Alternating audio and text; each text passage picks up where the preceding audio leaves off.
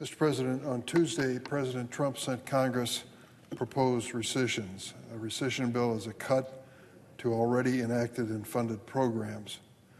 Looking closely at those cuts that have been proposed by the administration, I would like to speak to them this morning on the floor. Where has the President suggested we cut a very minuscule percentage of the federal budget to fund deficit-busting tax cuts for the ultra-wealthy from bipartisan programs that both parties have supported for years, programs that help the poorest in the world survive, even lead a normal life suffering from HIV and AIDS, that help countries become healthy democracies and trading partners literally for the United States, support peacekeeping efforts to prevent the spread of war and migration, programs that counter Chinese influence and help stem the flow of illicit drugs, radio and TV stations that provide news for America.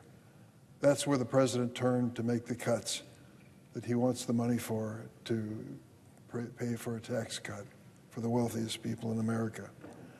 For as long as I've been in Congress, there's always been a strong bipartisan support for foreign assistance programs. Now, you ask the average person in the street in Illinois or Oklahoma, what percentage of the federal budget do you believe is spent on foreign aid?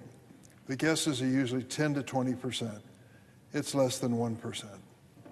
There was an understanding that modest efforts like those that cost just over 1% of the federal budget were the right thing to do by both political parties. You see, by helping stem pandemics and war and helping countries become healthy, free market democracies, we're actually helping our own country. We're stopping wars and upheavals before they start and spill over borders, alleviating the future need to send our troops into harm's way, and strengthening our own national security at home by mitigating instability around the world. We are creating allies in the process and trading partners for U.S. farmers and other American businesses that make for good jobs here at home. We're also demonstrating the best of America when it comes to our values: compassion and ingenuity, something President George W. Bush understood when he created PEPFAR, which has saved millions of lives around the world from HIV and AIDS. That's why Ronald Reagan and John McCain, no pushovers, understood the incredible power and strategic value of helping countries across the globe become free, democratic, and prosperous. So why in the world would we cut such low-cost but impactful programs? I don't understand it.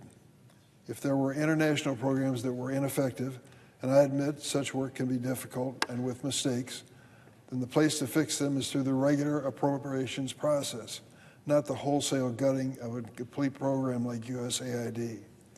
And a word on equally short-sighted proposed cuts to public broadcasting.